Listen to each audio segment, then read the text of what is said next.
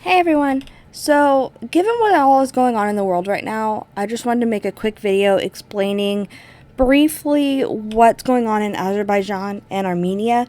This video is in no way in depth, and I'm sure I'm missing a lot of information, but this can give people like me who had no idea at all what was going on just like an idea of why this is happening. I'm going to try to get through this pretty quickly because my neighbors are building a new porch and there's like all this really loud construction equipment and my recording room is right next to it. So, yeah. Also, I think someone just started mowing their lawn, so that's great. All right, let's go ahead and jump into it.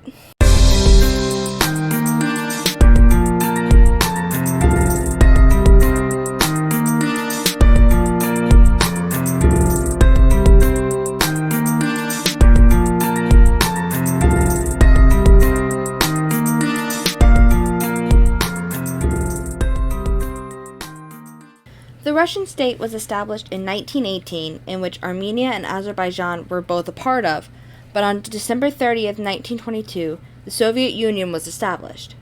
During this time period, the Soviet government established the Nagorno-Karabakh Autonomous Region in the Caucasus.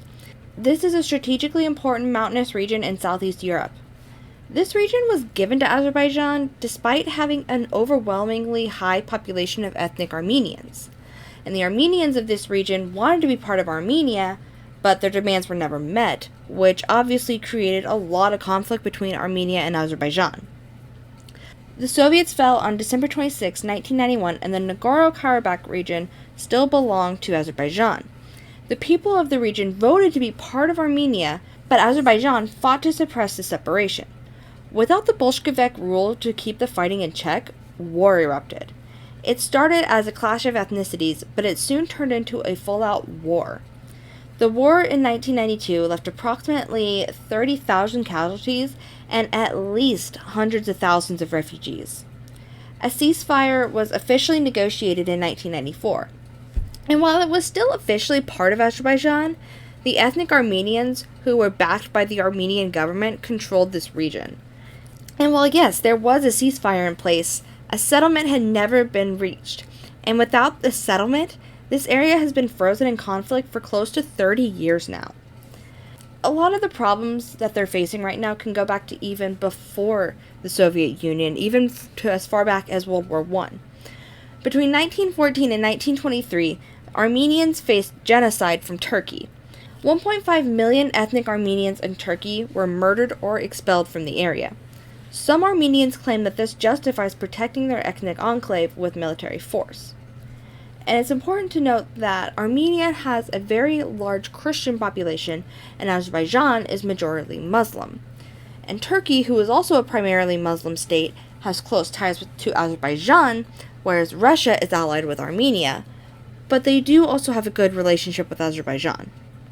The U.S. has stepped in to help sign a peace treaty in the past, but then 9/11 happened and we got a little bit sidetracked. In April of 2016, the region experienced the most intense fighting they had had since 1994, where dozens of people were killed. The fighting happened for 4 days before a ceasefire was agreed upon again. Unfortunately, talks broke down due to repeated ceasefire violations by both sides, and tensions have remained high ever since. The UN has been pressuring these countries to sit down and talk peace, but they have rejected this pressure.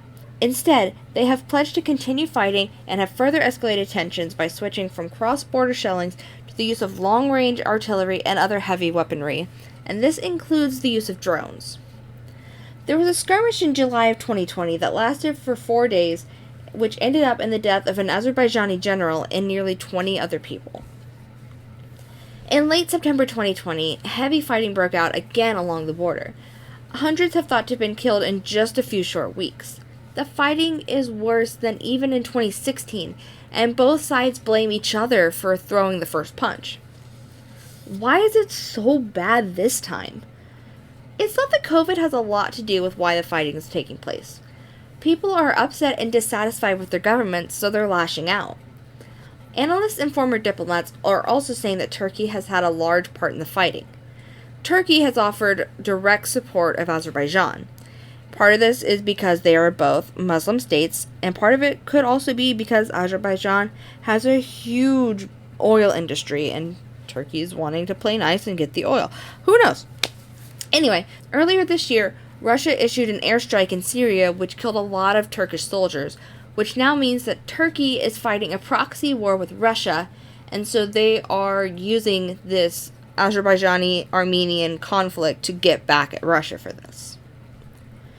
On October 10, 2020, both sides agreed to a limited ceasefire brokered by Russia, which allowed them to exchange prisoners and collect their dead. After 10 hours of talk in Moscow, not a whole lot, if anything, has been resolved. Armenia wants the Nagorno-Karabakh region to be recognized internationally as an independent state, which is what the people who are living in the region also want. And then, if they become independent, they can join Armenia, if that's what they so want to do. However, they say that Azerbaijan is using the ceasefire as a cover to prepare for a new attack. On the other side, Azerbaijan says there isn't enough pressure being put on Armenia right now, and the situation can't remain as it is in this current moment. Turkey has added in that the truce was Armenia's last chance to withdraw their troops from the region.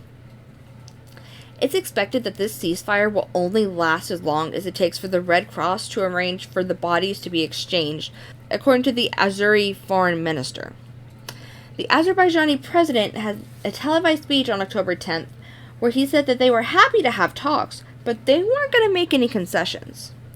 We are winning and will get our territory back and ensure our territorial integrity. Let them abandon our territory in peace. As of this recording, which has been about 24 hours since the ceasefire was agreed upon, both sides have already violated the truce. Armenia bombed the Azerbaijan city of Ganja, killing at least 9 people, and Azerbaijan has been accused of shelling Nagorno-Karabakh's capital and as well as other cities in the area. I really, really, really hope that the two countries will be able to sit down and somehow negotiate peace between the two, and we can finally end this nearly a century-long conflict. But personally, I feel like as long as other countries are using them as a proxy war, it's never going to get solved. But only time will tell, I guess.